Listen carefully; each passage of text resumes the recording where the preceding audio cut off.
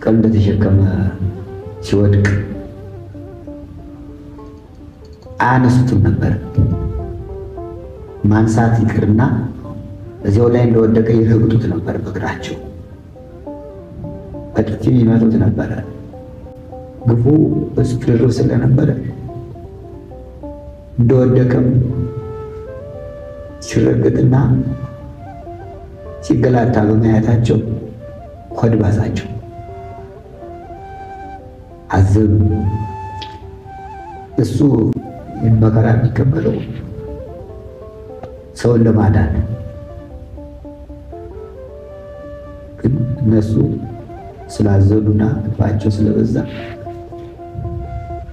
ጌታችን መድኃኒታችን ኢየሱስ ክርስቶስ መስቀሉን ተሸክሞ በሰባተኛው ምዕራፍ ወድቆ ተነስቶ ትንሽ እልፍ ብሎ እንደሄደ ጩኸታቸው በዛ። አሁንም ትንሽ ረፋ ላሉትም አይሁድ ወድቆ እንደተነሳ መስቀሉን የሚያግዘው አልነበረም፣ መልሰው ያሸክሙታል። ለዓርብ ዕለተ ስቅለት የዓለም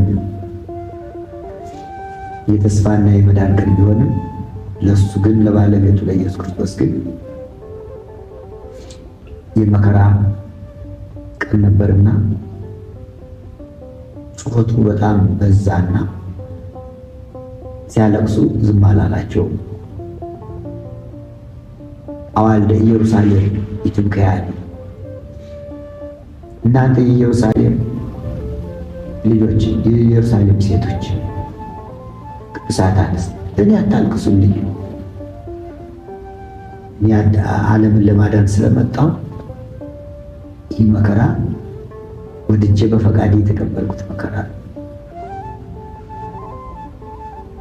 ብከያ ላይ ለርስክን ወላይ ለውልድክን፣ ለራሳችሁና ለልጆቻችሁ አልቅሱ። እስመ ይመጽእ መዋዕል አመ ይብሉ፣ እንጂ የሚሉበት ዘመን ይመጣል። እጽዋት መካናት፣ ያልወለዱ መካኖች ጉዳት ክብር አላቸው። ወለለ ያጸና፣ ወልደው ያላሳደጉ እጽዋት ናቸው የሚባልበት ጊዜ ስለሚመጣ ለራሳቸው አልቅሱ ብሎ ቅዱሳት አንስትን ያናገርበት 8ኛ ምዕራፍ ተብሎ ይቆጠራል። 9ኛው ምዕራፍ ሶስተኛ ጊዜ ወደቀበት ነው። መስቀሉ እንደተሸከመ 3 ጊዜ ወድቋል። በምዕራፍ 3፣ በምዕራፍ 7፣ በምዕራፍ 9 የወደቀበት ምዕራፍ ተብሎ ይነገራል።